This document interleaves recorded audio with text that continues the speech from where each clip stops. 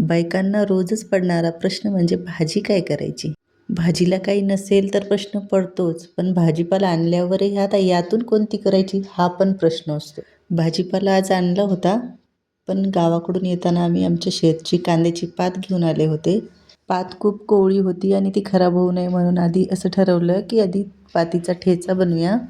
पण त्याआधी रात्री आणलेला हा भाजीपाला व्यवस्थित भरून ठेवायचा होता.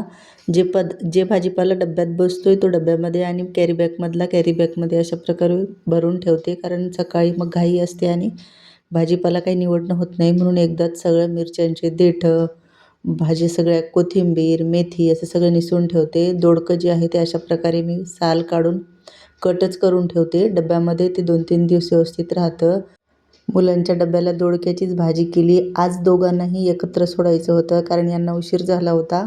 म्हणून मलाच म्हणले की दोघांना पण एकत्र सोड. मुलांना सोडून आले, पण थंडी एवढी आहे की माझे हात पूर्ण जाम झाले होते आणि मला बॅटरी काही निघता निघेना.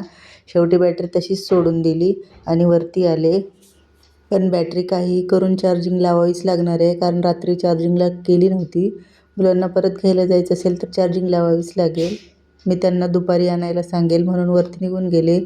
त्यानंतर ही बघा गावाकडून आणलेली पात आणि ह्या आहेत तुरीच्या शेंगा.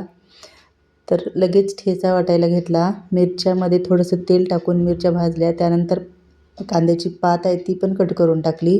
थोडंसं लसूण, मीठ, व्यवस्थित असं मिरच्या आणि पात हे भाजून घेतली. बाकीची पात जी आहे ती अशा प्रकारे कट करून ठेवून दिली. आता ही पात मी कोणत्याही भाजीमध्ये, खिचडीमध्ये अशीच टाकून देईल आणि कट करायचं काम पडत नाही परत. मी थोडीशी पात वरतून टाकायला पण ठेच्यामध्ये बाजूला ठेवली होती.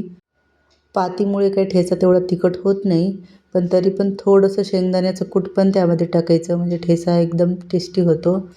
मिक्सरच्या भांड्यामध्ये पहिलेच मी शेंगदाण्याचं कूट काढलेलं होतं, त्यामध्ये मी बाकीचं काढून टाकलं आणि थोडंसं 1 चमचाभर तसंच ठेवलं त्यामध्ये आणि त्यातच मग ह्या मिरच्या आणि हे टाकून घेतलं आणि त्याचा बारीक असा ठेचा वाटून घेतला. त्यानंतर थोडंसं तेल गरम करून त्यामध्ये जिरे मोहरी टाकून या ठेच्याला फोडणी घातली.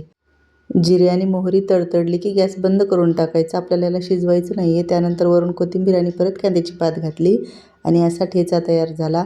आता जेवण करून मुलांना पण आणायला जायचं आहे. तर असा होता आजचा दिवस. बाय.